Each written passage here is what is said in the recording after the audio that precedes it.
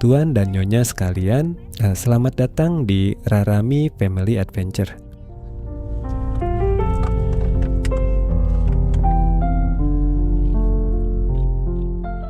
Menurut Wikipedia Indonesia, kesurupan adalah suatu kondisi ketika kesadaran seseorang dipercaya diambil alih oleh entitas lain, baik dalam konteks spiritual, budaya, maupun psikologis. Host dan inang. Namun, adakah kesurupan yang terjadi sendirian? Adakah kesurupan siluman cacing? Bagaimana jika kesurupan tapi dicuekin? Bagaimana pilot kesurupan saat sedang mengendarai pesawat terbang? Apakah ada ilmuwan yang kesurupan? Atau bayi? Mungkinkah hewan bisa kesurupan? Bagaimana jika AI mengalami kesurupan? Atau bahkan kulkas dan kipas angin? Dan mengapa kesurupan hampir selalu identik dengan histeria? Jika tujuan host hanyalah menyampaikan sesuatu, mengapa tidak berbicara baik-baik saja melalui inangnya? Dan jika dua orang mengalami kesurupan secara bersamaan, mungkinkah para host itu saling mengobrol melalui tubuh inangnya masing-masing? Lalu, bagaimana sebenarnya host memilih inang? Adakah host yang menyesal karena salah memilih inang? Adakah host yang gugup, terlalu pemilih, atau bahkan berebut inang saat kesurupan massal? Dan bagaimana jika kejadiannya pada orang tunawicara? Lalu, apa sebenarnya tujuan dari kesurupan? Apakah ini hanya fenomena spontan atau sebenarnya sebuah strategi dalam memengaruhi manusia, strategi bisnis, upaya marketing? Karena jika diperhatikan, fenomena kesurupan tampak memiliki pola yang mirip dengan proses dalam dunia pemasaran. Riset pasar, segmentasi target, targeting, positioning, emotional engagement, attention grabbing, activation, viral effect, social influence, reinforcement, hingga terbentuknya pengalaman emosional yang terus diingat masyarakat.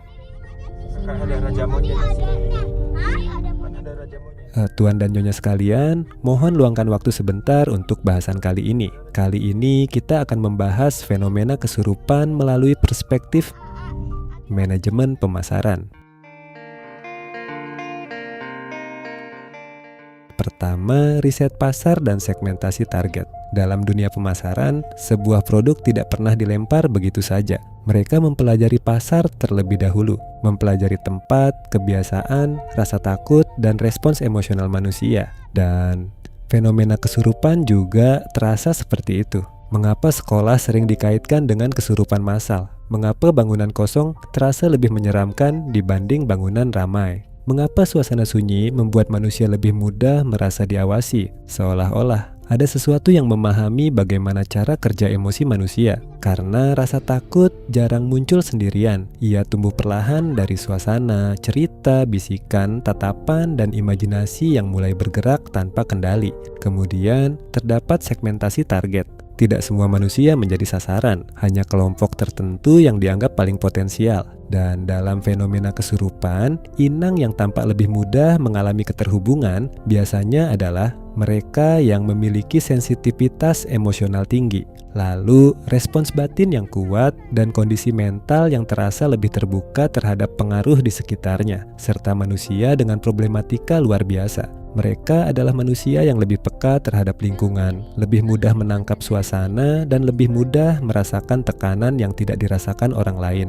Oleh karena itu, bayi, ilmuwan, dokter, bahkan pilot sekalipun dan orang-orang aktif lainnya bukan termasuk daftar ini. Bayangkan bayi kesurupan, atau Albert Einstein, atau menteri misalnya, Bahlil, pilot, atau bahkan Presiden Prabowo walaupun dia pernah joget-joget. Tapi pastinya joget itu bukan karena kesurupan. Baiknya dari kesurupan adalah adanya pertimbangan resiko rendah yang bisa diterima inang. Resiko rendah itu misalnya makan beling, teriak-teriak, nangis, atau glosolalia, yaitu ucapan yang terdengar seperti bahasa asing atau bahasa roh tetapi tidak memiliki struktur bahasa yang jelas. Seperti Wendy Cagur ketika ngomong bahasa Cina, atau Mama Gufron dengan bahasa semutnya. Intinya hanya seakan mengucapkan bahasa tertentu. Untuk resiko tinggi, sangat dihindari.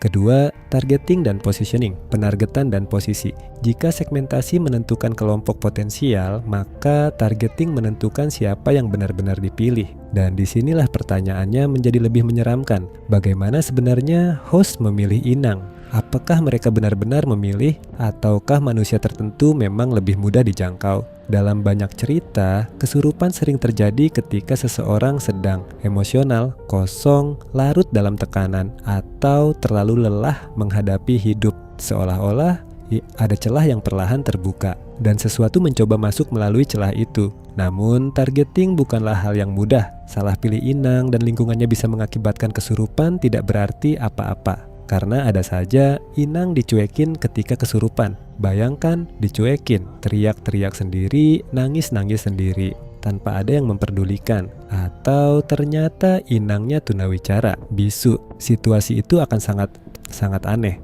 Mata saja yang melotot, mengarah nanar tanpa berbicara sepatah kata pun. Targeting dan positioning juga mempunyai peran yang sangat penting. Setelah tepat target dan situasinya, baru upaya kesurupan dimulai. Dengan cara yang kasar, histeris, ngawur, nanar, namun tentunya sangat terukur. Dan itulah kenapa, seperti yang saya sampaikan sebelumnya, bayi, ilmuwan, pilot, cacing, pohon, rumput, dan bakteri bukan merupakan target dan dengan kondisi yang ideal.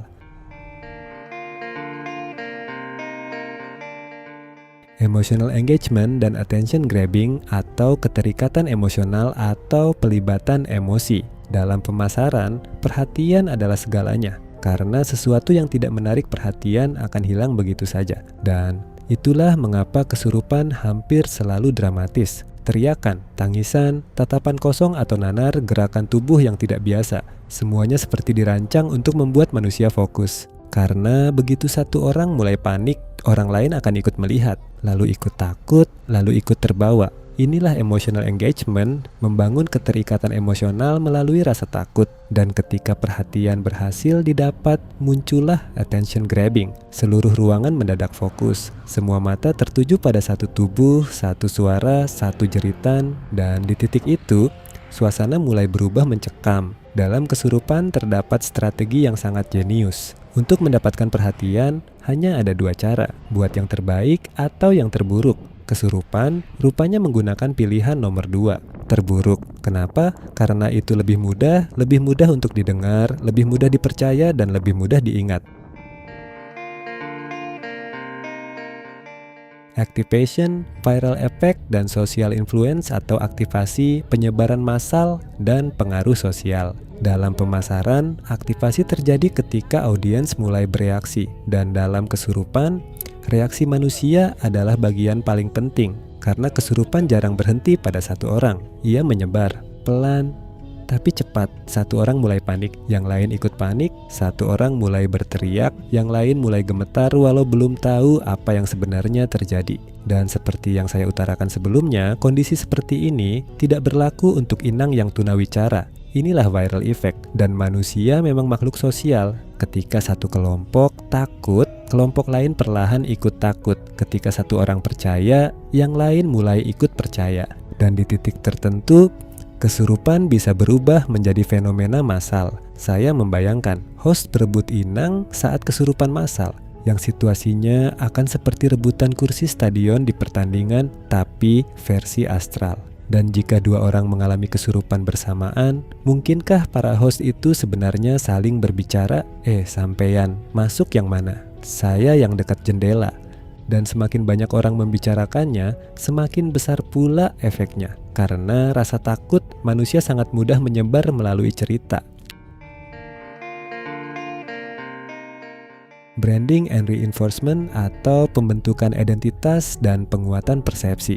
Dalam dunia pemasaran, sesuatu yang kuat harus memiliki identitas. Dan makhluk gaib tampaknya memahami hal itu dengan sangat baik. Pocong punya visual sederhana tapi ikonik. Kuntilanak unggul di audio branding melalui tertawa khasnya.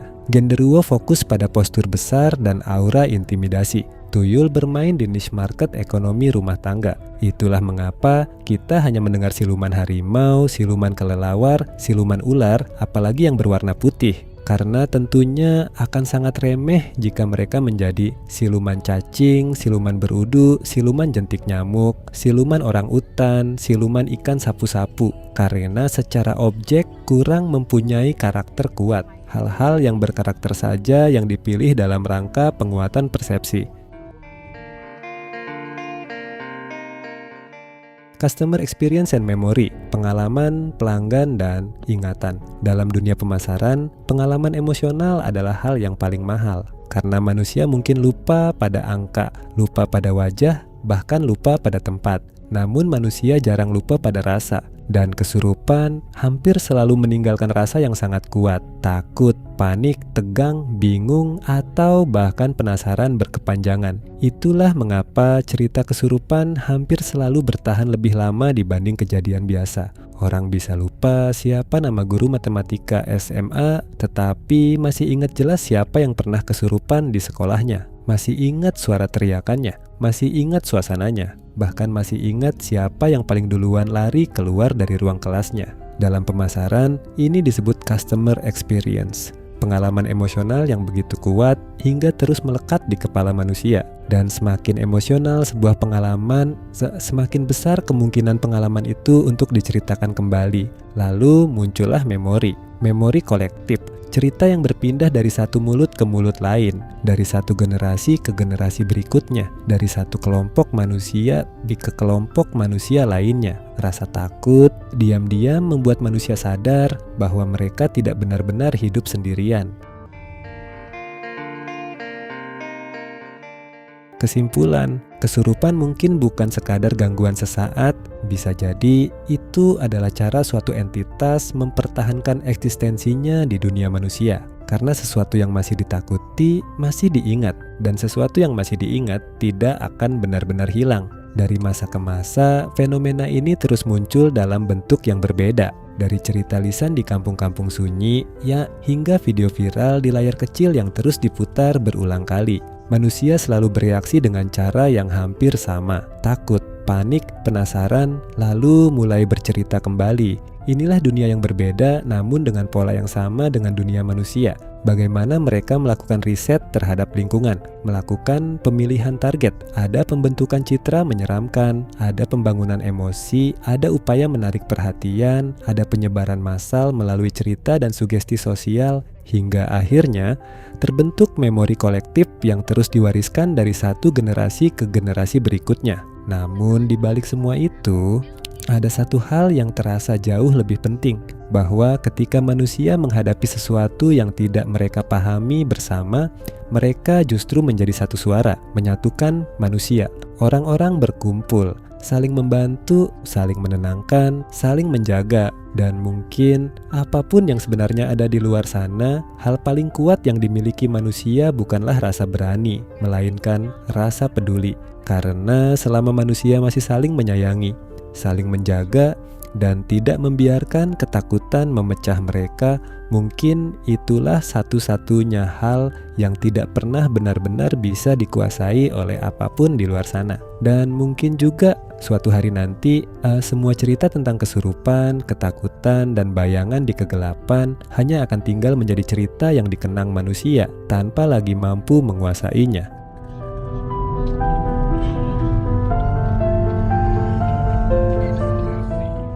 Terima kasih Tuan dan Nyonya sekalian, dan sampai jumpa.